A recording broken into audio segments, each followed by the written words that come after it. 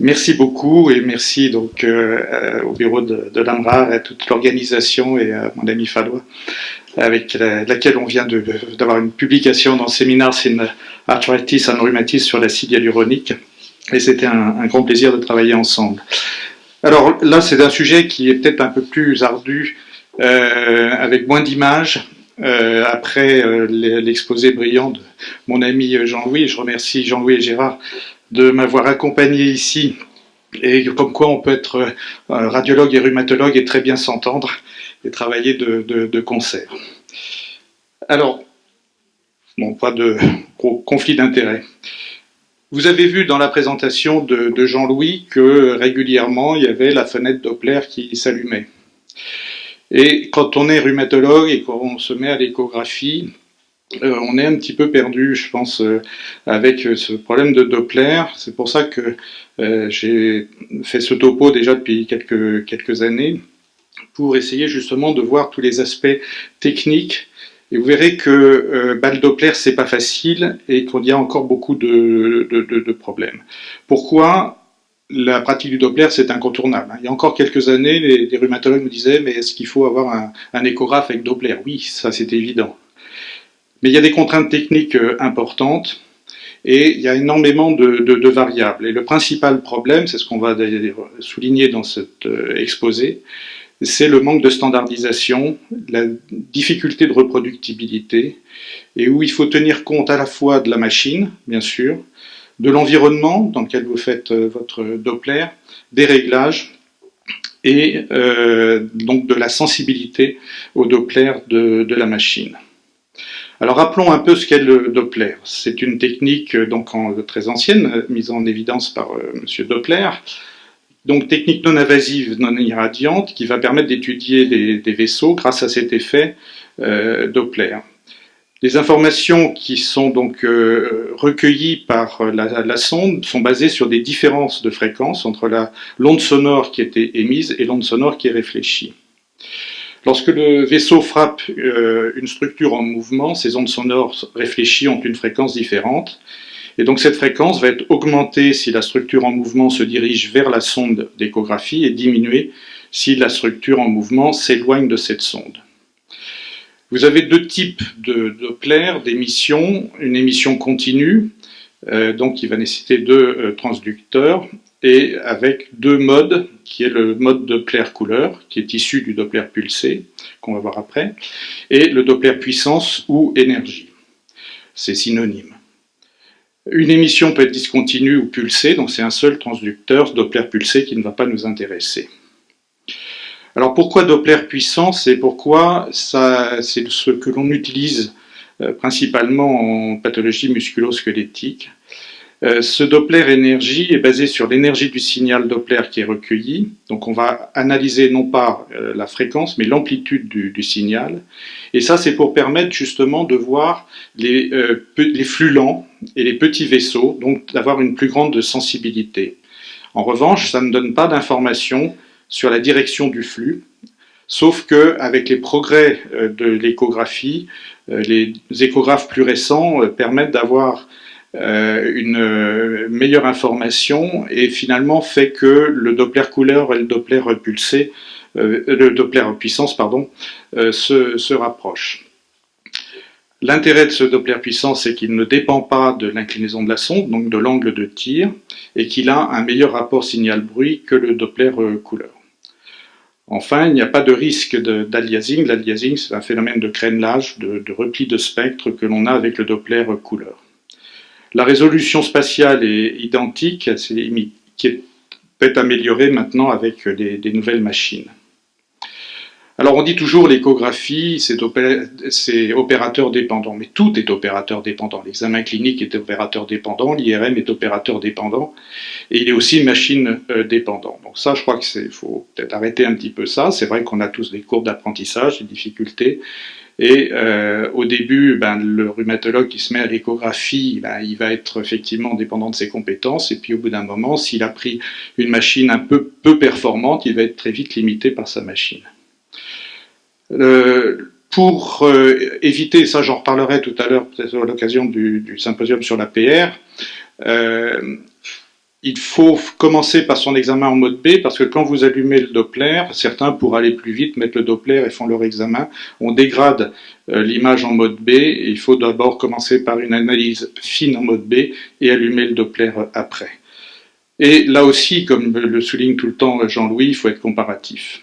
Bien sûr, ne pas appuyer avec la sonde, ça je pense que tout le monde le connaît bien, donc savoir utiliser le gel à bon escient et savoir relâcher, parce que si vous voulez avoir une bonne image en mode B, vous êtes obligé d'appuyer votre sonde, et quand on voit là justement dans les ateliers des jeunes qui commencent à utiliser, qui tiennent la sonde comme un crayon, non, il faut bien empoigner la sonde et savoir appuyer et stabiliser sa main et sa sonde, mais en revanche pour le Doppler, il faut savoir avoir la légèreté et relever cette pression.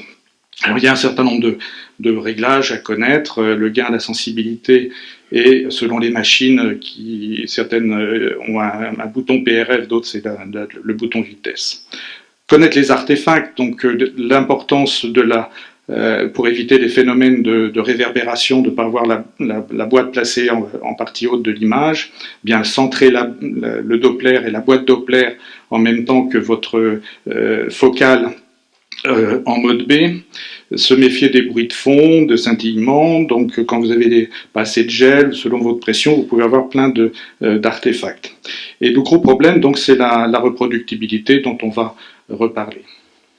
Donc un certain nombre de pièges qui peuvent être dus à votre mauvais réglage de votre machine, on va y revenir, au mouvement, qui peut être des mouvements du patient ou de la sonde, la sensibilité et la pression de la sonde, l'environnement, puisque selon, on en reparlera tout à l'heure pour la polyarthrite, l'heure à laquelle vous allez faire votre examen, si le patient sort, alors ici il fait souvent beau et chaud, donc on n'a pas trop le problème, mais quand le patient vient vous voir à Paris avec les mains complètement gelées, c'est pas la même chose que s'il est en fin de journée ou après avoir une activité.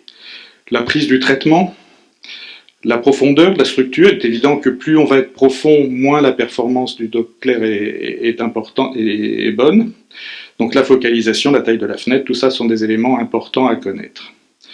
Alors il faut savoir étalonner son Doppler, donc c'est Éric Lefebvre, qui est un des pionniers du gel, qui était le groupement des échographistes d'appareils locomoteurs, créé par Jean-Louis Brasseur et Gérard notamment. Et donc vous prenez, si vous voulez, un réglage superficiel, la pulpe du pouce, vous devez repérer votre artère pulpaire sur 5 mm, et les collatérales. Si vous voulez régler sur un champ moyen, vous allez utiliser la face dorsale de l'éminence tena pour rechercher l'arcade palmaire superficielle. Donc c'est vraiment la première chose à faire quand vous avez une machine, d'essayer de voir si votre machine est bien étalonnée et bien sensible. Et puis pour les champs profonds, on utilise la vascularisation rénale, mais ça nous intéresse moins. Sur cette image, je vous montre aussi comment, pour un même examen, selon la fréquence, vous allez avoir des images variables, donc il faut savoir régler la fréquence Doppler. Pour le Doppler couleur, l'avantage c'est qu'il va représenter en temps réel le flux. Donc on va analyser la vitesse et la direction du flux.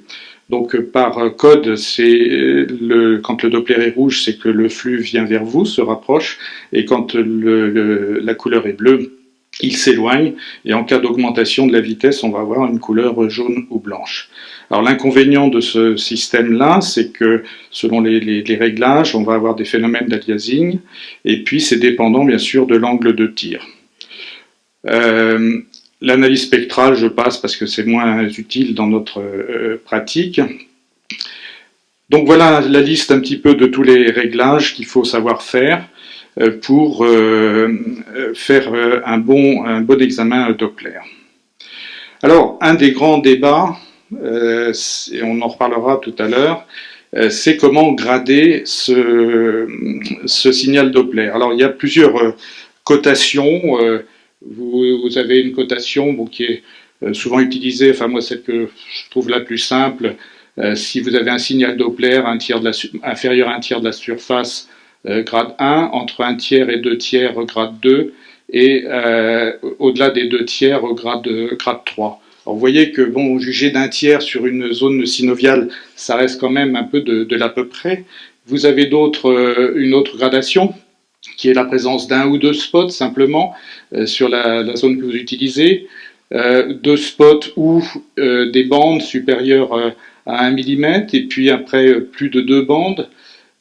Et puis cette classification que les rhumatologues connaissent bien, TRU Direct, beaucoup utilisée dans la polyarthrite, avec quelques spots, des signaux confluents, moins de 50%, des signaux confluents, plus de 50%. Vous voyez quand même la difficulté d'analyse pour avoir une gradation, une reproductibilité, et d'autant qu'il y a deux éléments importants dans le Doppler, il y a l'acquisition et l'interprétation.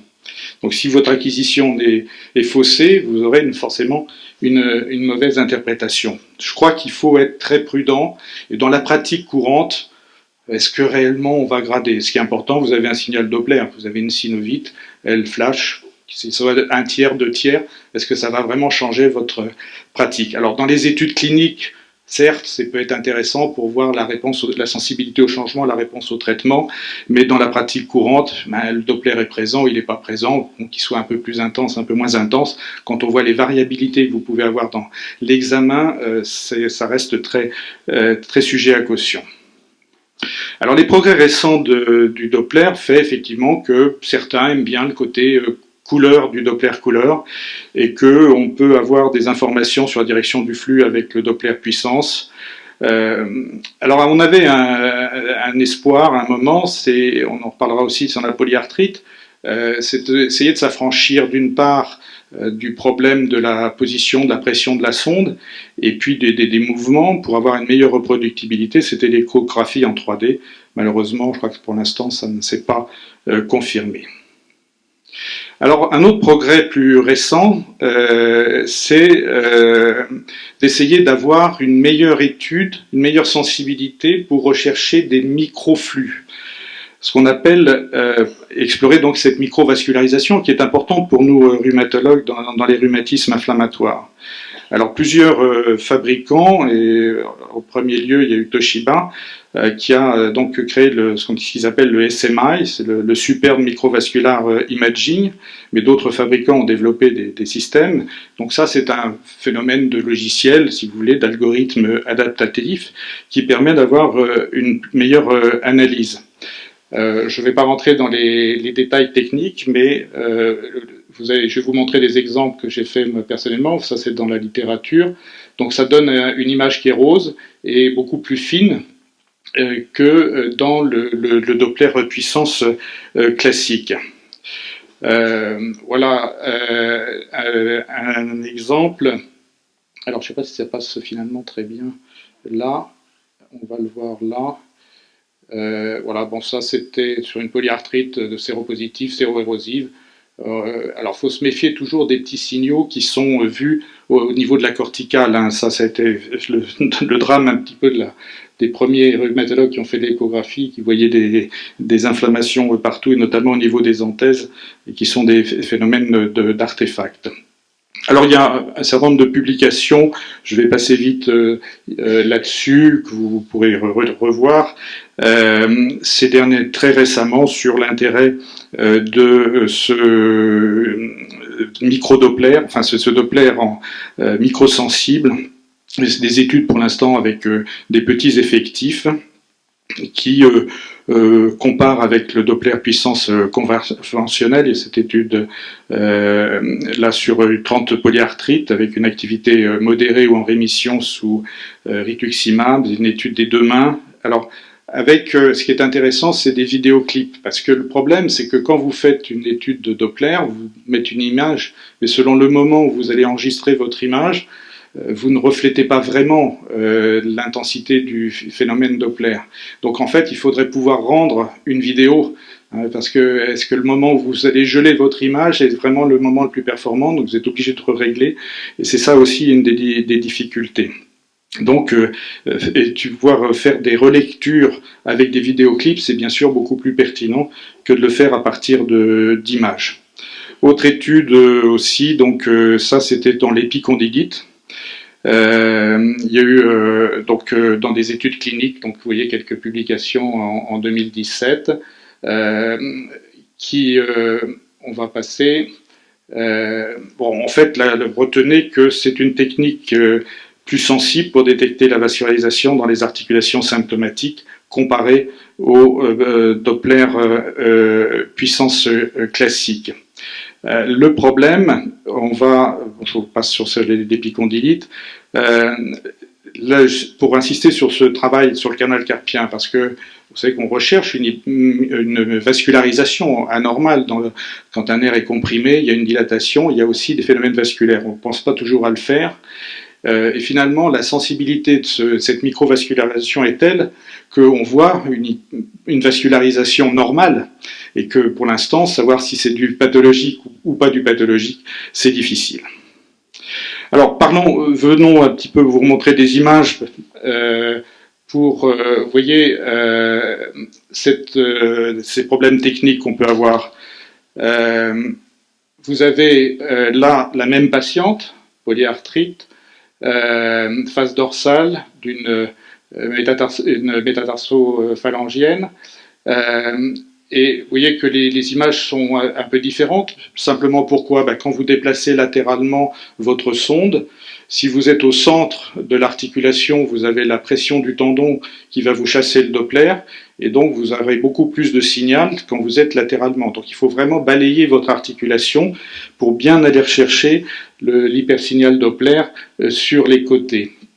On connaît l'intérêt dans les synovites. Bien sûr que si vous avez un épaississement de la synoviale sans aucun phénomène Doppler, vous pouvez dire qu'elle est inactive. Et c'est donc là tout l'intérêt d'avoir une bonne analyse Doppler pour pouvoir dire que cette synovite est encore active, ce qui va modifier votre attitude thérapeutique. Quand vous avez des érosions osseuses, vous le savez aussi qu'il faut aller chercher l'hypersignal au sein de l'érosion pour savoir si cette érosion est active ou pas. Je vais passer là parce que on y reviendra tout à l'heure dans l'exposé sur le suivi de la polyarthrite. C'est l'étude récente du groupe Euler-O'Meara qui a essayé de définir un score d'activité qui associe le mode B avec le Doppler. Donc on reverra ce problème plus en détail tout à l'heure. On essaie actuellement, bien sûr, de développer des scores de suivi de la polyarthrite rhumatoïde. C'est assez complexe. Ce travail a montré que la relecture, si vous voulez, d'images fixes, finalement, quand les gens sont formés, ça pose pas de problème. Mais le problème, c'est qu'on ne sait pas comment l'acquisition a été faite en amont. Donc le problème est vraiment la standardisation de l'acquisition des images. Et un autre problème, c'est de définir justement la rémission de PR. Et si le seul critère que l'on a, quand on a des critères cliniques qui sont favorables, votre DAS28, vos tests biologiques, et que vous dépendez simplement de la présence ou pas d'un signal Doppler, vous voyez les conséquences que ça peut avoir sur le plan économique quand vous décidez ou pas de changer une biothérapie ou d'instituer une biothérapie. Méfiez-vous, un des grands messages, c'est que le signal Doppler, comme on l'a vu tout à l'heure, n'a aucune spécificité. On peut avoir une synovite qui flash au Doppler, qu'elle soit mécanique, et dans le cadre d'un rhumatisme inflammatoire, là il s'agit d'une cause traumatique. Le problème des anthèses, je pense que Jean-Louis en reparlera tout à l'heure sur le tendon achilléen, on ne peut pas vraiment distinguer une anthésite d'une spondyloarthrite avec un hypersignal Doppler d'une tendinopathie mécanique, sauf quand vous avez des érosions, et ces érosions, vous les voyez sur la radiographie. Voilà un autre, je vais vous montrer rapidement quelques autres exemples. Vous voyez un signal Doppler sur une tendinopathie qui est séquelaire d'une fracture de la patella.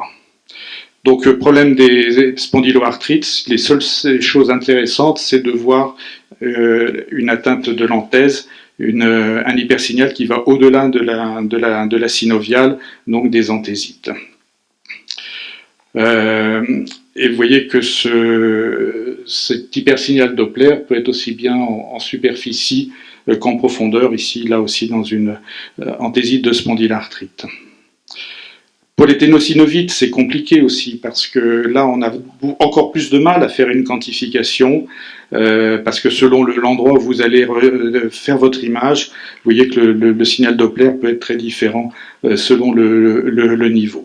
Donc, grande difficulté de standardisation. Voilà une patiente qui vient pour une tuméfaction du tibial antérieur avec donc un hypersignal Doppler et vous avez pu remarquer qu'elle avait des calcifications en dessous. Il s'agissait d'une tendinopathie calcifiante d'apatite. La pathologie de Kervin. Alors la rhumatologie s'est complètement fourvoyée pendant des années parce qu'on apprenait que la ténosynovite de Kervin c'était une maladie inflammatoire qui concernait la gaine synoviale, alors qu'en fait les radiologues nous ont appris ce que nous avait expliqué d'ailleurs de Kervin dès le départ, qu'il s'agissait d'une pathologie du rétinaculum avec un épaississement ici du rétinaculum du premier compartiment, où il existe parfois un septum qui fait qu'on peut avoir une atteinte uniquement d'un des deux tendons, ici le court extenseur. Eh bien, on va rechercher le signal Doppler sur cette poulie qui prouve bien que la pathologie initiale, elle est celle du rétinaculum et que l'atteinte ténosynoviale, elle est secondaire. Donc les ténosynovites, on va passer. Les tendinopathies, alors c'est un vaste débat aussi parce qu'on essaie de voir si une tendinopathie est réellement symptomatique par rapport à des lésions pures de tendinose. Les modifications structurales des tendinopathies sont très fréquentes et plus on arrive chez les sujets âgés, si vous regardez des ischio-jambiers après un certain âge, vous n'avez jamais une image normale, vous avez des microcalcifications. Qu'est-ce qui est réellement symptomatique ou pas On sait que quand il y a des lésions tendineuses, vous avez un processus de néovascularisation, donc cette néovascularisation va être visible au Doppler. Est-ce qu'il y a une réelle corrélation entre la clinique, l'évolution, la cicatrisation en cas de signal Doppler? On n'a pas le temps là, mais c'est un vaste débat. Cela dit, il faut toujours rechercher ce signal Doppler dans les tendinopathies superficielles, quelles qu'elles soient. Je pense que l'intérêt est plus limité dans la coiffe des rotateurs, dans la pathologie des tendinoglutéaux qu'on verra cet après-midi, parce que on est dans des lésions plus profondes et plus difficiles. Il y a néanmoins quand même une corrélation avec la douleur. Bon, dans la gaine du long biceps, ça c'est quelque chose qui est beaucoup plus connu. Et cette néovascularisation, elle peut être tendineuse ou péritendineuse, majorée par l'exercice. Et si vous voyez un sportif, et ça Jean-Louis a une grande expérience dans ce domaine, après des efforts, vous allez avoir des tendons qui vont être hypervascularisés avec un signal Doppler, ce qui n'a pas de valeur pronostique péjorative. Donc toujours, et ça c'est toujours la base, c'est toujours de corréler l'imagerie à la clinique. Voilà des images de tendinose sans Doppler. Voilà une autre tendinopathie calcanéenne, je vais passer. Et puis, ici, donc, ces anthésopathies, mais ça, Jean-Louis va vous en parler. Chondrocalcinose articulaire, une tendinopathie également. Donc, il n'y a pas de spécificité. L'aponévrose plantaire, c'est pas toujours facile de regarder ça. Et on ne pense pas toujours à mettre le Doppler. N'hésitez pas, avec une bonne machine et de bons réglages, vous pouvez avoir des hypersignaux Doppler tout à fait importants et qui vous montrent aussi souvent cet aspect d'atteinte monofasciculaire. Parfois dans les aponévropathies plantaires, vous pouvez avoir une atteinte d'un faisceau superficiel alors que le faisceau profond est respecté. Souvent les atteintes tendineuses commencent comme ça par un faisceau. Tendon patellaire, je passe. Dans les bursopathies, là aussi, retenez que l'hyperémie n'est pas spécifique. Voilà un autre cas. Alors ça, c'est un cas intéressant qu'on avait présenté déjà en quiz. Il s'agit d'une patiente qui avait une polyarthrite rhumatoïde avec donc une grosse épaule. Et c'est une collègue qui donc avait vu cet aspect échographique en grainerie, cet aspect risiforme, qui a été infiltré, sauf que l'analyse du liquide secondairement a montré la présence d'une mycobactérie. Enfin, ça s'est bien terminé. Mais sachez que dans ces atteintes risiformes, il y a différents diagnostics qu'il faut évoquer. L'arthrose ne pose pas de problème diagnostique, mais certaines arthroses peuvent être très inflammatoires. Jean-Louis vous a montré donc tout à l'heure une image de schwannome. Là aussi, donc toujours devant toute tumeur, tout le monde sait qu'il faut bien rechercher une hypervascularisation. Là, c'est une patiente. Alors c'est une patiente qui avait été opérée d'un doigt à ressaut, qui dit j'ai toujours mal, et puis je regarde en échographie et je tombe sur cette petite image ici près du pédicule vasculo-nerveux, donc en dedans de la zone de ressaut. Je dis tiens, c'est bizarre, le chirurgien a fait provoquer un névrome. Donc on le renvoie au chirurgien qui opère la patiente, et en fait c'était pas une pathologie iatrogène, c'était un tout petit schwannome. Donc il faut quand même toujours bien regarder quand vous avez des patients qui ont des doigts douloureux, regardez le pédicule vasculo-nerveux, et avec l'aide de Doppler vous pouvez voir des petites lésions comme ça. Je passe rapidement sur la coiffe des rotateurs, l'apatite. Donc quand Jean-Louis nous a déjà démontré que dans une calcification d'apatite, bien souvent en phase aiguë, on peut avoir un hypersignal Doppler. On voit trop souvent des patients, parce qu'ils ont une calcification, on se précipite sur des traitements de cette calcification, et bien souvent, si elles sont moins inférieures à 1 cm, ces calcifications sont totalement asymptomatiques, et il faut chercher autre chose. Le Doppler peut nous aider. Et puis on a parlé du syndrome canalaire, toujours allumer le Doppler pour rechercher une hyperémie qui peut être intra- ou périnerveuse, et surtout en canal carpien, et ça vous le savez, c'est de rechercher cette artère vestigiale dans les nerfs médians bifides notamment, artère qui peut se thromboser et provoquer une pathologie aiguë, et là le Doppler est absolument indispensable. Vous voyez là, donc avec le Doppler microvasculaire, on a un petit signal bien malin, celui qui peut dire si on n'est pas sur une vascularisation tout à fait normale.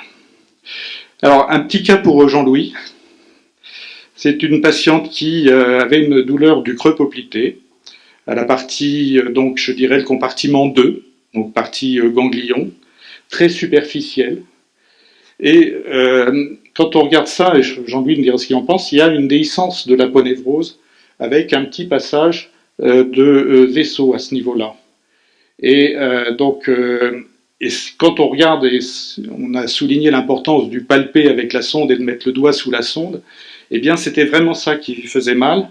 Et quand on met le Doppler, on voit la vascularisation, si vous voulez, ce petit vaisseau qui traverse. Et cette patiente, sa douleur a disparu au bout de quelques semaines avec un traitement simplement anti-inflammatoire percutané. Et je pense que là, il s'agit de c'était pas un ganglion, je pense que c'est une petite pathologie de thrombose, probablement au niveau d'un passage vasculaire. C'est une patiente qui avait une polio de l'autre côté qui peut-être sollicitait son genou. Enfin, la corticale osseuse. L'intérêt est plus limité. Méfiez-vous de ces phénomènes de réverbération sur la corticale avant de penser qu'il s'agit d'une inflammation. Et puis, bon, l'écho interventionnel, vous connaissez l'importance de repérer les vaisseaux. Donc, je terminerai pour vous dire que donc, le Doppler puissance et maintenant aussi couleur est un outil absolument indispensable que le rhumatologue doit savoir maîtriser et utiliser un bon escient. C'est un critère important dans le choix du matériel. C'est vrai, vous ne pouvez pas choisir, vous vous laissez séduire par des belles images uniquement en mode B. L'analyse du système Doppler, de la sensibilité, les modes de réglage, etc. sont importants, et la puissance du Doppler dans la profondeur également. Le Doppler doit être utilisé systématiquement. L'hypervascularisation, il faut savoir aussi l'interpréter et toujours corréler avec la clinique. On espère que les progrès vont encore se développer pour une meilleure sensibilité et surtout arriver à une meilleure standardisation de cet examen Doppler.